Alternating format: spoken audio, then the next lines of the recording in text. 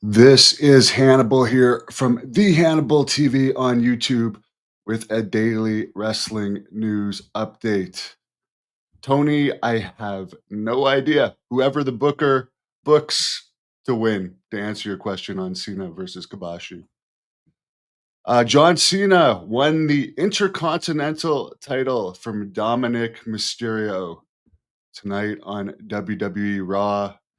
He only has about a month or so left before his retirement match in Washington, D.C., where the building holds over 20,000. There's 15,000 tickets sold right now. So obviously, you would expect it to sell out right away, but they made tickets incredibly expensive. So that probably has a lot to do with why it's not sold out. There was some controversy in AEW last weekend at the Collision tapings. This is actually the most interest I've seen in AEW for a long time, and it actually made me go on their YouTube channel and watch the match from the previous week. Miranda Alizé and Nixon Newell walked out rather than do a 3-minute job match. They did do this match the previous week, which, by the way, only did a 0.03 rating for Collision on that week. So who even knows how many people would have seen their job? But look at the crowd here. I did watch the match, and it did. There was one suplex where they appeared to go up real heavy, so they weren't the most cooperative in the match. But other than that, it wasn't too bad. But look at the crowd. There's literally nobody in the crowd. It's like completely black. So, anyways, I don't know if that's the best decision to walk out rather than to just do a job because AEW pays a lot of money, and you don't even wrestle that much. Here's one interesting thing though. Why are they even using outside wrestlers as extras when they have so many contracted wrestlers sitting at home? Like for instance, Chris Jericho, who I believe it was his birthday. I think he turned 55 either yesterday or today.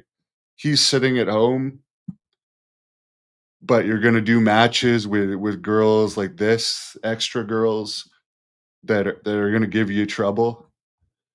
Apparently, Brian Danielson was quoted as not being thrilled about the way that their match the previous week went. So maybe that was the reason why they wanted to be a short match. They wanted to go 10 minutes, apparently, and AEW wanted it done in 3 minutes. Yeah, it's still fun to get the exposure and stuff. And actually, if AEW was smart, they would do a little angle out of this because this is the most talk, as I said, I've heard about the most. It made me click and watch the match from the previous week. This has been the most interesting thing that's happened in AEW for a while. I even heard Dave Meltzer say on Wrestling Observer Radio that ratings and attendance are not looking good for both companies right now. Aside from this John Cena matches, there's not like and a couple outliers here and there. The average attendance for WWE has gone way down, and there's some house shows. They're doing a Christmas holiday tour. There's some house shows with under 2,000, which considering they hardly ever do house shows anymore, and the holiday season is traditionally their best time to do house shows.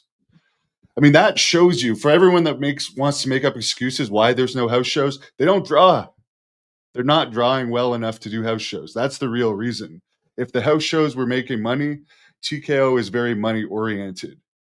They would be doing the shows if they could make money off of it. And here's the other thing that was announced on Raw. And again, I'm talking about ticket prices, right? So apparently it was announced on Raw that for that John Cena retirement show, they're going to do WWE wrestlers versus NXT wrestlers as the theme. So I think nosebleeds are like in the hundreds of dollars for this show. And now it's going to be the wrestlers from WWE against the amateurs from NXT. I mean, if I'm paying $600 for a nosebleed ticket, I don't want to see the NXT wrestlers. And keep in mind, NXT does not do very good ratings overall. They do way better than AEW most of the time, but it's not. I don't think there's a big demand to see that on a quote unquote major show. Apparently, it was the anniversary of the Montreal Screwjob yesterday that I was actually there for the Montreal Screwjob.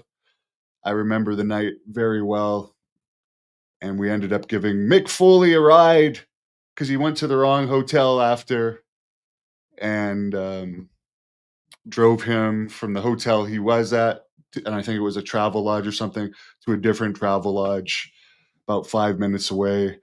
He was very angry that night. He ended up no showing. All the fans got screwed in Ottawa. Bret Hart went on to make 2.5, 3 million a year from his 1 million or so he was making with WWE. Then get a Lloyd's of London policy, and then ultimately go back to WWE, where they're still using him to this day for appearances. But the fans in Ottawa got screwed because we didn't get Bret Hart or the Hart Foundation, and we didn't get guys like Mick Foley. I think the Road Warriors also no showed. Anyways, Raw should go back to the USA Network. Well, they've got the Netflix deal for at least another 4-ish years. But anyways, David Otunga, the former lawyer, he might be back to being a lawyer now. Apparently, he did a story on the whole Bret Hart situation from a legal perspective. I believe it's more likely than not a work. To be honest with you, I think it was a work because it worked out really well overall for everybody. And they even had a WrestleMania match about it years later. But David Otunga's opinion was when Vince said he was going to have to breach the contract because he couldn't afford to keep paying Bret $1 million a year, because I guess that was the highest paid wrestler at that time, that made Bret Hart's contract no longer valid. So in theory, the creative control would also not have been valid. But yes, the whole situation was kind of ridiculous. There was audio recordings that were you can't illegally record someone. But apparently one of the main reasons why it didn't go to court, which is another sign it could have been a work, was Bret Hart destroyed the television monitors and stuff after, so WWE could have countersued Bret for destroying company property and going after Vince McMahon, which the other thing people say that Vince McMahon sold the punch. What's the conclusion about what happened with Brody? It was a money issue. That company has a long reputation of not being honest, and supposedly they wanted to start taxing his pay. And in wrestling, you're an independent contractor, especially in those days, you would pay your own tax when you claim it. So them saying they're going to tax your pay before they pay you is another way of them giving you a pay cut. And I honestly believe, my opinion of it is that it was a conspiracy and a well orchestrated setup. Yeah, the screw job really was good for the wrestling business overall. Well, I definitely think that, Chaz. I definitely would believe that it was all a conspiracy. Because first of all, he bled out. You can use any excuse you want, but he was bleeding for like 45 minutes on the floor of the dressing room. And even though you have supposedly Dutch Mantel claims he was a war veteran, right? I was in the Army Reserves. You have pretty extended first aid training in the military. Why didn't Dutch help him? You're just gonna sit around lacing your boots up while this guy's bleeding to death? And you're telling me Carlos Colon, one of the most connected guys on the island, couldn't get an ambulance there faster? Doesn't make sense. And then here's the weirdness of it. The guy was stabbed. Tony Atlas takes him to the hospital, doesn't wait, like they put him on a stretcher in the hallway. They hadn't even admitted him yet. So again, even with all their connections, they couldn't have got him in faster because he could have been saved if he was taken care of better. Um, but yeah, Tony had to go back to wrestle his match later that night, so he didn't keep an eye on him at the hospital. So there's a lot of stuff that happened, but yeah, the territory's pretty dead now there overall.